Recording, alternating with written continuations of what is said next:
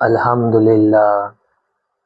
اللہ تعالیٰ کا لاکھ لاکھ شکر ہے کہ مالک الملک نے اپنی یاد کی توفیق اور موقع عطا فرمایا۔ لاکھوں اور کروڑوں درود حضرت محمد مصطفیٰ صلی اللہ علیہ وآلہ وسلم پر، جن کے طفیل مالک الملک نے یہ مہربانی عطا فرمائی۔ سامعین کرام، اللہ تعالیٰ نے قرآن پاک میں سورہ بقرہ میں ارشاد فرمایا، بری ہے وہ کمائی جو انہوں نے اپنے نفس بیچ کر حاصل کی، کہ وہ کفر کرتے ہیں اس سے جو اللہ تعالیٰ نے اتارا حسد کی بنا پر۔ اللہ تعالیٰ اپنے بندوں میں سے جس پر چاہتا ہے اپنے فضل سے نازل فرماتا ہے، پس انکار کرنے والوں پر اللہ تعالیٰ کا غضب پر غضب ہے اور کافروں کے لیے ذلیل کرنے والا عذاب ہے۔ سامعین کرام، اللہ تعالیٰ نے یہاں تجارت کے متعلق بیان فرمایا ہے۔ اگرچہ یہ تجارت بنی اسرائیل کی تھی کہ انہوں نے کیا کیا؟ دراصل یہ دنیا ایک تجارت ہے، اس میں ہر ایک آدمی تجارت کر رہا ہے۔ اگر باپ اور بیٹے کا رشتہ ہے تو وہ بھی ایک تجارت ہے۔ بیٹا باپ کی خدمت اس لیے کرتا ہے کہ اس نے بچپن میں مجھ پر بہت مہربانیاں کی، بہت کچھ مجھے عطا کیا اور میری بڑی خدمت کی، اس لیے کہ اللہ تعالیٰ نے اس کی خدمت کرنے کا مجھے حکم دیا ہے۔ میں اس کی خدمت کروں گا، اللہ تعالیٰ مجھے اس کا بدلہ عطا فرمائے گا۔ باپ بھی بیٹے کی خدمت اسی غرض سے کرتا ہے کہ میرا بیٹا جوان ہو کر میرے بڑھاپے کا سہارا بنے گا اور میری جگہ فلاں فلاں کام کرے گا۔ یہاں اس چیز کو مد نظر رکھتا ہے کہ اللہ تعالیٰ نے اپنی مخلوق کی خدمت میرے ذمے کی ہے، میرے سپرد کی ہے۔ میں اس کی بہتر خدمت کروں گا، اللہ تعالیٰ کو راضی کروں گا۔ الغرض یہ تجارت ہر جگہ ہے، ہر انسان ایک دوسرے انسان کے ساتھ تجارت کر رہا ہے، خواہ باپ بیٹا ہے، خواہ بھائی بھائی ہے، خواہ ماں بیٹی ہے، خواہ دوست دوست ہے۔ ہر انسان اپنے ذہن میں یہ بات رکھتا ہے۔ سامعین کرام، یہاں اللہ تعالیٰ لوگوں کی سمجھ کے لیے اس تجارت کا ذکر فرما رہا ہے تاکہ لوگ گھاٹے میں نہ رہیں۔ نبی پاک صلی اللہ علیہ وآلہ وسلم کی امت گھاٹے میں نہ رہے، وہ فائدے میں رہے، وہ اس تجارت سے بہت فائدہ اٹھائے۔ اس لیے اللہ تعالیٰ یہاں بنی اسرائیل کی تجارت بیان فرما رہا ہے کہ وہ بنی اسرائیل جن کو نبی پاک صلی اللہ علیہ وآلہ وسلم کی آمد کا اچھے طریقے سے علم تھا، اتنا زبردست علم ہونے کی وجہ سے ہی نبی پاک صلی اللہ علیہ وآلہ وسلم کا وسیلہ دے کر دو قوموں کے خلاف اللہ تعالیٰ سے فتح مانگتے تھے اور ان کو فتح بھی حاصل ہوتی تھی۔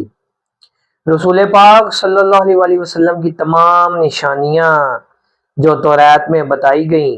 اور حضرت موسیٰ علیہ السلام نے بھی بیان فرمائی، سب کی سب انہوں نے دیکھ لی تھی، لیکن پھر بھی انہوں نے ایک تجارت کی بنا پر انکار کر دیا۔ یہاں ان کا یہ خیال تھا کہ اگر ہم ایمان لے آئے تو اس مالی منفعت سے محروم ہو جائیں گے اور ہماری جو جھوٹی عزت بنی ہوئی ہے وہ بھی خاک میں مل جائے گی، کیونکہ اسلام میں تو اصل چیز ظاہر ہے، جو حقیقت اللہ تعالیٰ کو پسند ہے وہی نبی پاک صلی اللہ علیہ وآلہ وسلم بیان فرمائیں گے اور ہم ذلیل اور خوار ہو جائیں گے۔ انہوں نے دنیاوی نفع دیکھ کر نبی پاک صلی اللہ علیہ وآلہ وسلم کا انکار کر دیا۔ انہوں نے اپنے خیال میں ایک قسم کی تجارت کی کہ انہوں نے انکار کر کے دنیاوی نفع حاصل کیا، لیکن اللہ تعالیٰ فرما رہا ہے کہ نبی پاک صلی اللہ علیہ وآلہ وسلم کا انکار، جو دنیاوی فائدہ انہوں نے حاصل کیا وہ فائدہ حاصل نہ کر سکے، بلکہ اللہ تعالیٰ کے حکم سے ان کی تباہی اور بربادی ہو گئی اور وہ بہت خراب تجارت تھی۔ اب یہ معلوم کرنا ہے کہ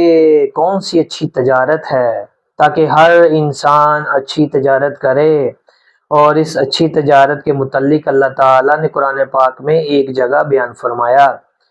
آپ صلی اللہ علیہ وآلہ وسلم کہہ دیجئے جو اللہ تعالیٰ کے پاس ہے وہ اس کھیل تماشے اور تجارت سے بہت بہتر ہے، اور اللہ تعالیٰ بہترین رزق دینے والا ہے۔ یعنی اللہ تعالیٰ کے ساتھ جو تجارت کرو گے، اللہ تعالیٰ کی جو رضا حاصل کرو گے، وہ سب سے قیمتی ہے، کیونکہ اللہ تعالیٰ بہتر رزق دینے والا ہے۔ نبی پاک صلی اللہ علیہ وآلہ وسلم کے زمانہ میں جب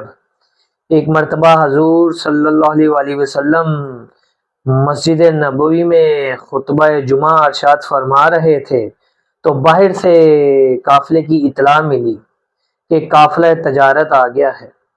ان دنوں مدینہ پاک میں غلے کی قلت تھی، اس لیے لوگوں نے یہ خیال کیا کہ اگر ہم یہاں ہی بیٹھے رہے تو تجارت کا قافلہ چلا جائے گا اور ہم اپنی دنیاوی ضروریات کی چیزوں سے محروم ہو جائیں گے۔ وہ اٹھ کر قافلے کی جانب چلے گئے۔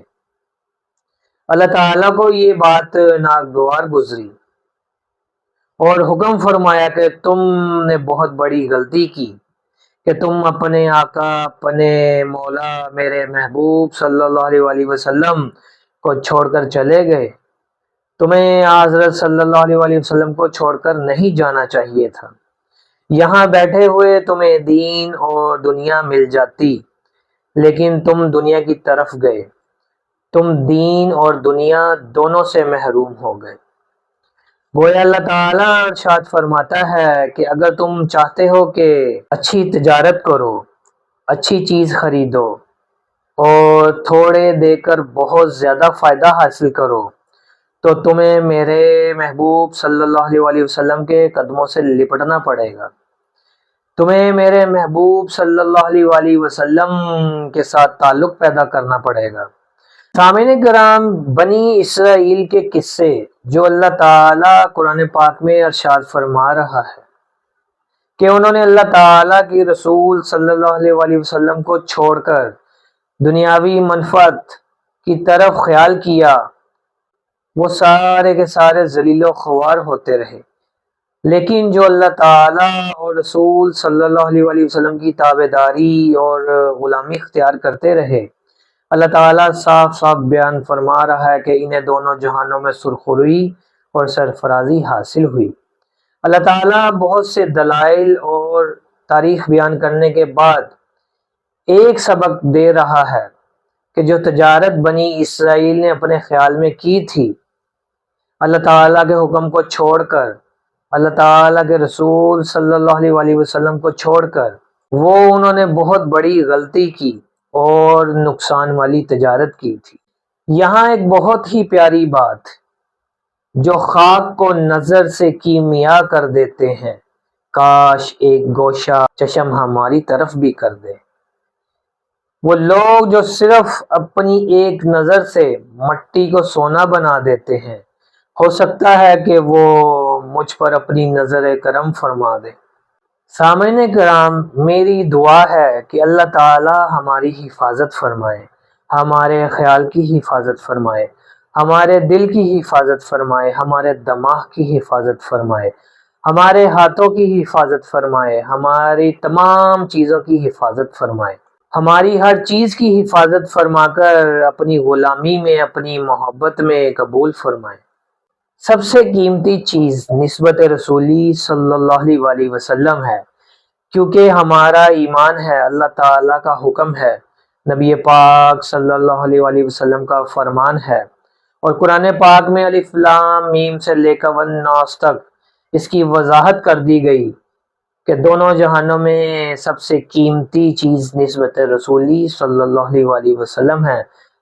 جسے نسبت رسولی صلی اللہ علیہ وآلہ وسلم حاصل ہو گئی، وہ دونوں جہانوں کے خوف سے اور غموں سے محفوظ ہو گیا، دونوں جہانوں میں سے سرخروئی اور سرفرازی حاصل ہو جاتی ہے۔ اللہ تعالی ہمیں ان باتوں کو سمجھنے اور نبی پاک صلی اللہ علیہ وآلہ وسلم سے نسبت قائم کرنے کی توفیق عطا فرمائے۔